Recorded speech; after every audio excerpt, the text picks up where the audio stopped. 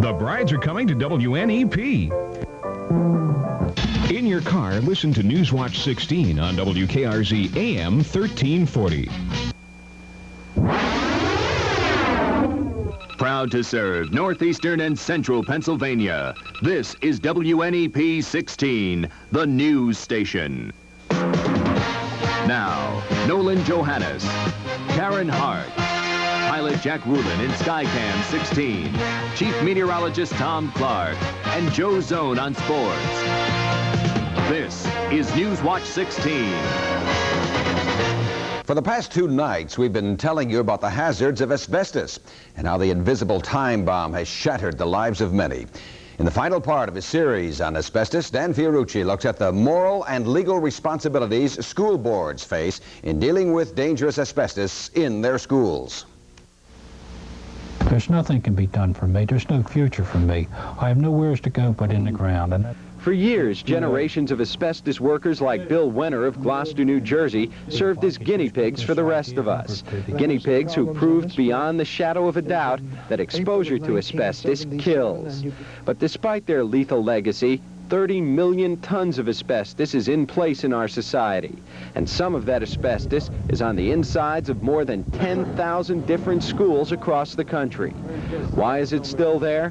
Partly because school officials have said they were unaware of the risks. Is this really that great a problem? Are we going to sink $700,000 into something that we are going to find out a year later or 2 years down the line that really isn't that great a problem? But if school boards don't appreciate the problem, it's not easy to understand why. In 1980, the National Institute of Occupational Safety and Health reported there is no evidence for a safe level of asbestos exposure. Even at short exposure periods, 1 day to 3 months, significant disease can occur. In 1981, the United States Attorney General wrote, "The presence in school buildings of friable or easily damaged asbestos creates an unwarranted hazard to the health of the school children and school employees." And in 1983, the Environmental Protection Agency ordered that all school boards should post asbestos warnings on contaminated buildings and provide formal notification of asbestos hazards to parents and teachers. As of late last year, 40% of all school boards across the country had failed to comply with the warning and notification law. And EPA officials were saying that those school boards could be opening themselves up to big lawsuits. If you can't approach it in a dispassionate way and approach it from the medical, legal, and engineering standpoint, the chances are you're going to run into more trouble than you've ever in your life imagined that you'd run into. Brown says not only is it important for school districts to obey the notification laws, it's also urgent that they perform adequate scientific tests when the situation warrants. And that the optical is worthless. Among the most important tests urged by top people in the field is electron microscope examination of the air.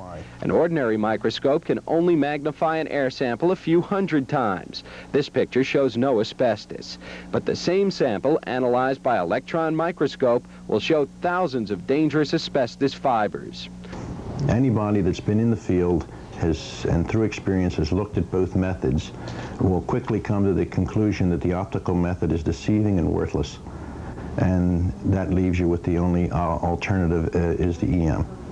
In the end, the choice is ours. We can either duck the asbestos issue or face it responsibly. Nobody wanted to talk about asbestos back when Bill Wenner was an insulation installer. And now he and thousands of other workers are paying the price. And there's so many schools with this existing problem today that they're putting a dollar figure before the value of the children's life. And there is no dollar in this world that can replace the life of a single child. Dan Fiorucci, Newswatch 16. A 16-year-old student of Wilkes-Barre High School has just come back from another trouble spot of the world. Harald Holcomb was in Nigeria when the government of that African nation was overthrown. Newswatch 16's Craig Stevens caught up with Holcomb at Wilkes-Barre High today. It's the first day back to school for 16-year-old Harald Holcomb of Williamsport. He's just returned from a month-long visit to Nigeria in Africa. That's where a military coup overthrew the government while he was there. Harald saw the evidence of a changing government. Roadblocks and things like that. You know, they searched our cars and talked to us, asked us where we were going, things like that. Harald also saw a lot of heavily armed soldiers, but they treated him kindly. How did the people of Nigeria view the coup? They thought it was great. That was the best thing for the government, you know, to get rid of it. That's what they needed. They said a military coup was the best. Although he lost about 20 pounds while in Nigeria due to a bout with the malaria parasite, Harald loved the trip, especially when his friend's family offered him a wife. And they sort of said, you know, do you want a wife? And they don't speak English, so Muhammad translated. And I said, no, I couldn't accept. You know, she was only 8 or 12. So I said, no, I better not. Because they said they would save her for me, but I said no. Although Harald did decide to turn down a wife, he does plan to go back to Nigeria in 1985. Craig Stevens, Newswatch 16, Williamsport. Still ahead, and 88 that's still going strong. But first, it's time for meteorologist Tom Clark to once again grab his Arctic gear and head back to the frozen wasteland known as our backyard. Tom. Call me Nanook of the North. Yeah, right. It's going to be some teeth chattering in the backyard tonight, but is there a warm-up in sight? Yes. No. We'll answer that question. Okay. Okay, we'll answer that. I don't know.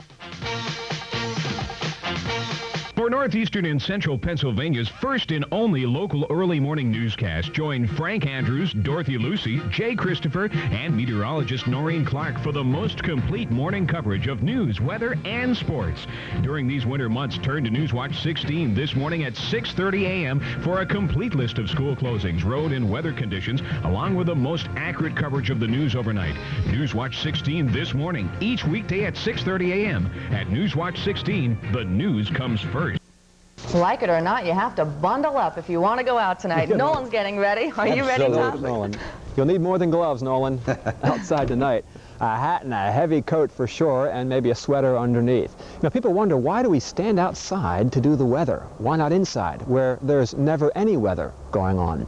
We stand outside and give the weather in the weather, and meteorologists love to feel the effects of the weather on top of that. And let me show you what it feels like outside now in the backyard. Lots of clear to partly cloudy sky overhead and no shortage of cold air. The reading, 11. The wind west at 12. The wind chill factor, 9 below 0 outside at the moment. The barometer is rising 30.29 inches. The range in temperature, 12 on the top side today. The low last night was 1 above in this backyard. I think last night I said 12 and 0. Normals, 32 and 18. The record low on this date, 4 below 0. The record high is 63. That shot in the background there from Skycam 16 today, showing the snowfields over Columbia County. That's kind of a neat shot. Speaking of record low temperatures, how about 30 years ago today, it bottomed out at 70 below 0 out at Rogers Pass, Montana. The coldest temperature ever in the U.S. so far this century. Man, that is cold. You don't even go outside when it's that cold. How about the view from above? The satellite picture shows some clouds down to the south, just some spotty precipitation over the nation today, just a little bit of light snow in Arkansas and some lake effect snows up by the Great Lakes, and some rain down in Florida. Down at Tampa today, they had rain most of the day with temperatures in the upper 40s. But I suspect this rain pattern should shift east of Florida by Sunday afternoon, and I'm looking for dry weather to occur at the Super Bowl on Sunday with the game time temperatures about 55 degrees. Look at this huge chunk of clear air over the nation's midsection. That is moving in, and the sun will be out in all its glory tomorrow and again on Sunday, but it will be frigid as jet stream winds allowing that Arctic air down into the country. Now, the forecast for tonight will show just a few clouds overhead tonight, but frigid. Now take a look at these temperatures. Lopez, Sullivan County. They got down to 33 below last night. Tonight, 37 below will be the low temperature up there in Lopez, a deep mountain hollow up there in Sullivan County. That is cold. How about 9 below in Honesdale? Tobyhanna, the Poconos, 13 below, 5 below in Minersville, and out in Mifflinburg, your low tonight, 5 below 0. A couple of snow flurries could blow across the mountain areas later on tonight, but no big deal. Now for tomorrow, a sapphire blue sky. a brilliant day, absolutely gorgeous, but very, very cold. The high in Towanda 10, about 9 in Hawley, 12 in Lehighton, down there in McClure in Snyder County, 12 for the high tomorrow, 10 Jersey Shore, 12 in Catawissa, and in Kingston, 9 the high tomorrow. And I want to say hello to all the 6th graders I spoke to this afternoon at the Wyoming Valley West Middle School in Kingston. Mr. Richards' 6th grade class. Hello, guys. That high only 9 degrees. How about the health watch tomorrow? Resistance to aches and pains. It's going to be so cold, that's about average. Look at the mood, the reflexes, and your concentration should be high, as the barometer will be very, very high as well. Bitter cold tonight, 9 below. The record is 8 below.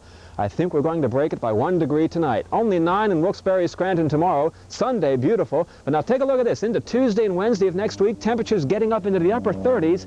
Karen and Nolan, the January thaw is right around the corner. Boy, that sounds like a heat wave compared to the stuff we're having tonight. And have pity on the pets tonight, right, Tom? Bundle them up too, yeah. Yeah, right. Okay, or leave them inside. Right, thank you. Okay, Joe Zone is coming up next. And you'll never guess what he has, of course, the Super Bowl. That's next on Newswatch 16. WNEP salutes Pennsylvania's winningest high school basketball coach. Who's number one? Well, I don't know if Joe Zone's going to tell us or not, but he's looking that way. One of the dogs in the neighborhood dragged us out the garbage. I found it in my yard. It says Washington Redskin hat. Your neighbor's going to love you for that, Joe. Should I give it back? I certainly don't want to. I shouldn't want to keep this stuff, right? We'll take it. I'll wear the hat. It's all yours, Karen. It would be crazy for anyone to say this game is not going to be close. You look at the matchups, and maybe you get the closest Super Bowl game ever. Washington quarterback Joe Theismann is the ultimate optimist, saying, give me 50 seconds and 2 timeouts and we'll score. Theismann helped Washington set a scoring record this season. The man who beat Theismann out for the Heisman Trophy back in '70, Jim Plunkett, isn't as mobile as Theismann, but he's effective. Washington likes to run the ball right at opponents. John Riggins is the Skins' battering ram. He gets the yards by force. Marcus Allen uses finesse. Allen, in addition to being a flashy runner, is also an excellent pass catcher. The Redskins will test the Raiders' secondary with their main passing weapon, Charlie Brown. And while Brown can go long, Raiders tight end Todd Christensen is the master of the medium-range pass. He snared a league-leading 92 passes during the season. One of the fastest players in the NFL, Darrell Green, will be looking to stop L.A.'s passing game. The Raiders feel their secondary is second to none, with Lester Hayes and Mark Haynes leading the way. Some experts feel the game will be decided by the kickers. Mark Mosley has struggled for Washington, while Chris Barr has been superb for the Raiders, enjoying one of his finest seasons. The odds makers feel Washington's fun bunch, who like to whoop it up after a score, will win by 3 points, while many, there's one of those things right there, many forecasters feel the Raiders' rough, tough style of play will make the difference. Now, even I am not going to be crazy enough to make any wild predictions. I see the Raiders with 3 touchdowns and a couple of field goals, Washington with 2 touchdowns and 4 field goals. You add that up, that makes it Raiders 27, Washington 26. Raiders. It's always a challenge to be an honor student and play sports too. Tim Karlson met up with Abington Heights sophomore Gil Grossman, who's leading the double school life, but putting the academic side up front. It's high on my list of priorities, so I suppose I don't neglect it at all. I try to do all my work. So after Gil's done hitting the books all day in class, he heads here to the gym and to the second part of his school life that he works at just as hard. That other half of Gil's school life is devoted to wrestling. Now, he's not a starter on the team, but still works just as hard as those who do start. Gil admits the pressure from both areas sometimes gets tough. Sometimes I may have a test, and I may have a match or a wrestle-off or something, like the day, and I can't really concentrate in school, and I just have to overcome it. It's got to be hard. Some days practices are super vigorous, really tough, and he's just got to go home and know his academics come first, and that's where his priorities are. Gil's extra effort in the classroom has paid off already, but what about the future on the mats? Gil can be a starter. He has a good attitude. He works hard. He does the extra weightlifting and running that we require, and right now there are just 2 boys in the lineup in front of him that he can't beat right now. One will graduate, one will still be on the team next year, but there'll be a place for Gil next year and the year after. And you get the feeling in those years to come, Gil Grossman's perspective on schoolwork and sports will stay focused on a commitment to go for excellence in both, no matter how tough it gets. Tim Karlson, Newswatch 16 Sports in Clark Summit. That's all of it. Give tonight your best shot, and we will see you at 11 o'clock. We take a look at our number 1 and number 2 teams in action tonight. Oh, right. 27-26, you think? 27-26 Washington. Okay. Nope. Nope. Raiders. Raiders. Oh. Because we were saying this thing was staring at me like this. Okay, Joe, Brainwashing thank you. It looks like Steamtown is closer to coming to Scranton. We'll tell you the latest as Newswatch 16 continues. You ought to get out this fall and tour a United Way member agency in your community. From the very young to the very old, United Way serves thousands of your friends and neighbors each year. Visit an agency and see your United Way contribution at work and give generously, cause thanks to you, it works for all of us. The United Way. Call your United Way today. Finally tonight, a bit of legal maneuvering to get the Steamtown USA exhibit on track at its new home in Scranton. Legal papers were filed today at the Lackawanna County Courthouse. Papers asking that the Conrail yards behind the Hilton at Lackawanna train station be condemned. That way, the city of Scranton will be able to buy the tracks for this, the Steamtown Railroad exhibit. Officials hope to have some of the trains that are in Vermont right now in place in Scranton just for the summer season. Can't wait. Yeah, that'll be fun. And that's Newswatch 16 for this Friday. Be sure to join us tonight on The Update when we'll meet a teenager who spent a month in an African country when the government there was overthrown. ABC's World News Tonight is next. For the team, thank you for joining us. Enjoy your evening.